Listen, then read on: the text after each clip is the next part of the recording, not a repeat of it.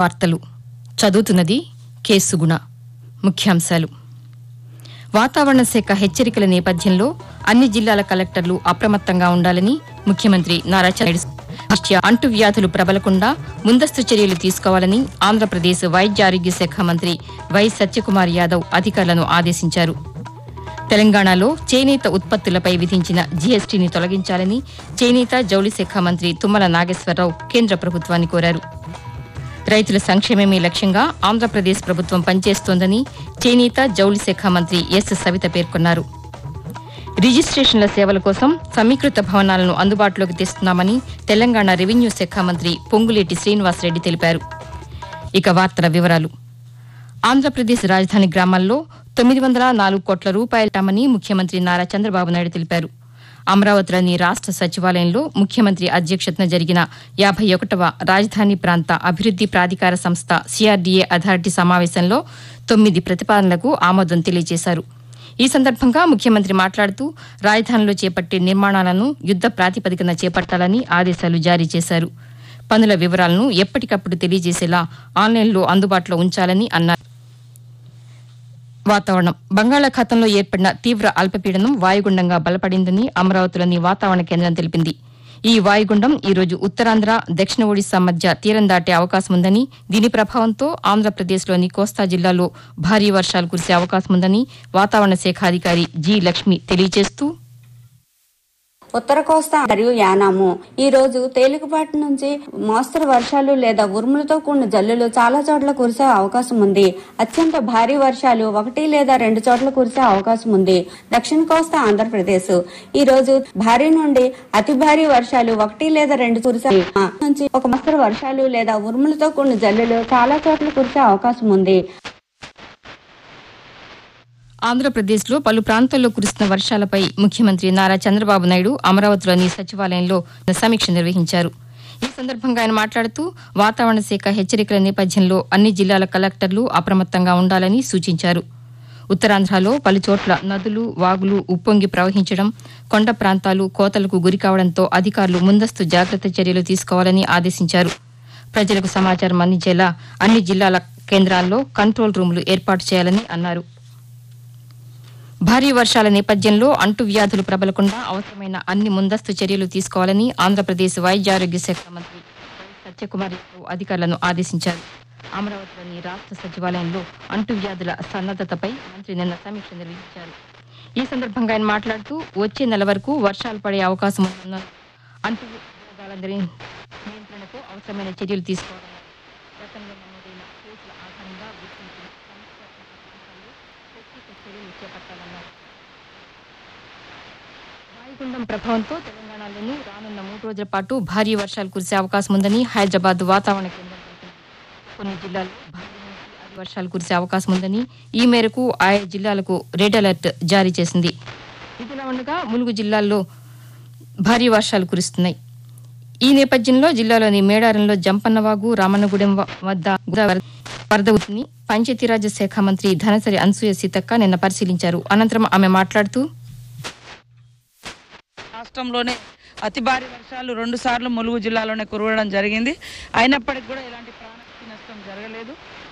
Every మండల్కు flood management committee వేసుకొని ఎక్కడికక్కడ వాగుల దగ్గర, గోదావరి పక్కమట అంతా కూడా అధికారులను పెట్టినాము. పబ్లిక్ను అప్రమత్తం చేయడం కోసం వాగులు దాటకుండా కూడా సూచనలు చేస్తూ ఉన్నాం. పోలీసు కూడా ఎక్కడక్కడ అలర్ట్గా ఉంటా ఉన్నారు. ఎప్పటికప్పుడు జాగ్రత్తలు ఉండండి, వాగులు దాటే ప్రయత్నం చేయొద్దు, చెరువులకు చేపలకు పోవద్దు, అవన్నీ కూడా మేము చెప్తా ఉన్నాం. ఇప్పటివరకు పెద్దగా నష్టమైతే లేదు.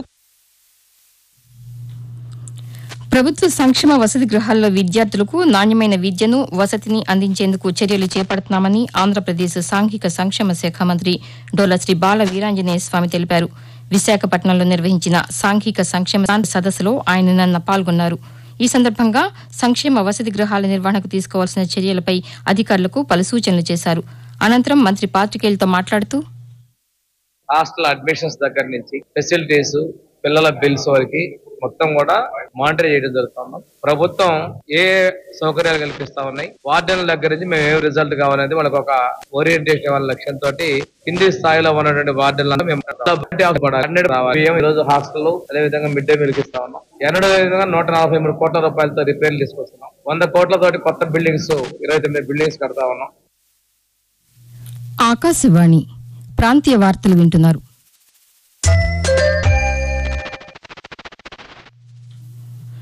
ఆంధ్రప్రదేశ్ పర్యాటక సాంస్కృతిక అభివృద్దికి కేంద్ర ప్రభుత్వం సహకారం అందిస్తోందని పర్యాటక శాఖ మంత్రి కందుల దుర్గేష్ తెలిపారు. ఢిల్లీలో కేంద్ర పర్యాటక సాంస్కృతిక శాఖ మంత్రి గజేంద్ర సింగ్ షెకావత్తో మంత్రి నిన్న సమావేశమయ్యారు. ఈ సందర్భంగా ఆంధ్రప్రదేశ్లో 270 కోట్ల రూపాయల పర్యాటక ప్రాజెక్టుల నివేదికలను కేంద్ర మంత్రికి అందజేశారు. అనంతరం కందుల దుర్గేష్ మాట్లాడుతూ ఆంధ్ర కాశ్మీర్గా పేరొందిన లంబసింగిలో ఎక్స్పీరియన్స్ సెంటర్, బౌద్ధ వారసత్వాన్ని ప్రోత్సహించేలా తొట్లకొండ, నాగార్జునకొండ బుద్ధిస్ట్ సర్క్యూట్లు, చారిత్రక నేపథ్యం కలిగిన లేపాక్షిలో సాంస్కృతిక కేంద్రం ఏర్పాటుకు ప్రతిపాదనలను కేంద్ర మంత్రికి అందించామని తెలిపారు. తెలంగాణలో చేనేత ఉత్పత్తులపై 5% విధించిన వస్తు సేవల పన్ను జీఎస్టీని తొలగించాలని చేనేత జౌళి శాఖ మంత్రి తుమ్మల నాగేశ్వరరావు కేంద్ర ప్రభుత్వాన్ని కోరారు. ఈ నేపథ్యంలో చేనేత కార్మికుల ప్రయోజనాలను కాపాడాలని కోరుతూ కేంద్ర హస్తకళలు, చేనేత శాఖ మంత్రి గిరిరాజ్ సింగ్ కు లేఖ రాశారు. చేనేత ఉత్పత్తులపై పన్నులు విధించడంతో ధరలు పెరిగి వినియోగం తగ్గుతున్నారు. చేనేత రంగానికి ఉపాధి కల్పించడంతో పాటు ఉత్పత్తులను జీఎస్టీ నుంచి మినహాయించే విధంగా కేంద్ర ప్రభుత్వం చర్యలు తీసుకోవాలని కోరారు.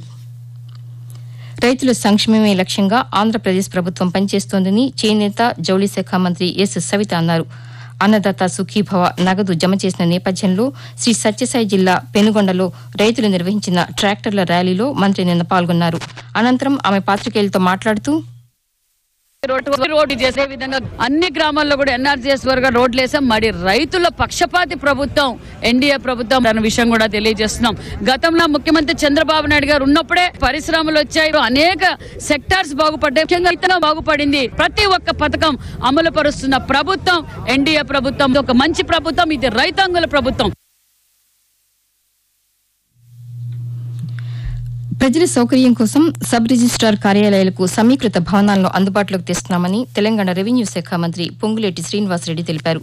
హైదరాబాద్లోని గచ్చిబౌలిలో నిర్మించనున్న భవనానికి ముఖ్యమంత్రి రేవంత్ రెడ్డి రేపు శంకుస్థాపన చేస్తారని పేర్కొన్నారు. ఈ ఏర్పాట్లపై రిజిస్ట్రేషన్ల శాఖ అధికారులతో మంత్రి నిన్న సమీక్షించారు. ఈ సందర్భంగా ఆయన మాట్లాడుతూ ప్రజలకు మెరుగైన సేవలు అందించడానికి రెవెన్యూ శాఖ పర్యవేక్షణ, పనితీరు మెరుగు కోసం పలు కార్యాలయాలను ఒకే చోటికి చేర్చుతూ సమీకృత భవనాలను నిర్మిస్తున్నామని అన్నారు. ఈ రోజు ప్రపంచ ఛాయాచిత్ర దినోత్సవం, వరల్డ్ ఫోటోగ్రఫీ డేగా నిర్వహిస్తున్నారు. ఫోటోలు తీయడం ఒక అద్భుతమైన కళ. ఎన్నో భావాలను ఒక్క చిత్రంతో తెలియజేసే గొప్పదనం ఒక్క ఫోటోకు మాత్రమే ఉంటుంది. ప్రస్తుత ఆధునిక కాలంలో మానవ జీవితంతో ఫోటోగ్రఫీకి విడదీయలేని బంధం ఉంది. ఫోటోగ్రఫీ కళ పట్ల అవగాహన కల్పించే ఉద్దేశంతో ఫోటోగ్రఫీ దినోత్సవం నిర్వహిస్తున్నారు. ఆగస్టు ఫోటోచానికి ఉచితంగా అందజేయడంతో అప్పటి నుంచి ప్రతి ఏటా ఆగస్టు 19వ తేదీన ఫోటోగ్రఫీ దినోత్సవం నిర్వహించాలని ఐక్యరాజ్యసమితి పిలుపునిచ్చింది. ప్రపంచ ఛాయాచిత్ర దినోత్సవం సందర్భంగా ఆకాశవాణి విశాఖపట్నం ప్రాంతీయ వార్తా విభాగం రూపొందించిన ప్రత్యేక కార్యక్రమం ఈ ఉదయం 10 గంటలకు ప్రసారమవుతుంది. ప్రాంతీయ వార్తలు ముగించే ముందు ముఖ్యాంశాలు మరొకసారి. వాతావరణ శాఖ హెచ్చరికల నేపథ్యంలో అన్ని జిల్లాల కలెక్టర్లు అప్రమత్తంగా ఉండాలని ముఖ్యమంత్రి నాయుడు సూచించారు. భారీ వర్షాల దృష్ట్యా అంటువ్యాధులు ప్రబలకుండా ముందస్తు చర్యలు తీసుకోవాలని ఆంధ్రప్రదేశ్ వైద్య ఆరోగ్య శాఖ మంత్రి వై సత్యకుమార్ యాదవ్ అధికారులను ఆదేశించారు. తెలంగాణలో చేనేత ఉత్పత్తులపై విధించిన జీఎస్టీని తొలగించాలని చేనేత జౌళి శాఖ మంత్రి తుమ్మల నాగేశ్వరరావు కేంద్ర ప్రభుత్వాన్ని కోరారు. రైతుల సంక్షేమమే లక్ష్యంగా ఆంధ్రప్రదేశ్ ప్రభుత్వం పనిచేస్తోందని చేనేత జౌళి శాఖ మంత్రి ఎస్ సవిత పేర్కొన్నారు. సేవలకు అనుమతి శాఖ మంత్రి పొంగులేటి శ్రీనివాసరెడ్డి తెలిపారు. ఆకాశవాణి ప్రాంతీయ వార్తలు ఇంతటితో సమాప్తం. తిరిగి 7 గంటల 5 నిమిషాలకు జాతీయ వార్తలు వింటారు.